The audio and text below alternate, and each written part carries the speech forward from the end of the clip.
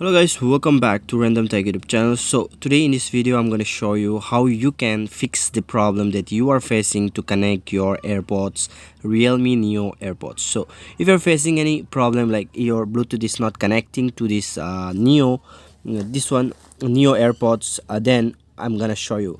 So what you need to do here, if you are facing a difficult to connect your AirPods to your phone in Bluetooth, then what you need to do here, just watch the video till the end, and also if you like the video, don't forget to hit the subscribe button and press the bell icon.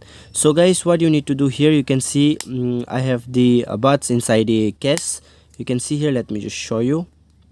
This is the one. So what you need to do here, you can see here, you will find a button here. You can see a small button. You have to just simply press and hold for a long time, and then after that you have to open your your Bluetooth, and then you have to refresh. You can see here it has been blink 2 3 4 5. You can see here it has been blinked.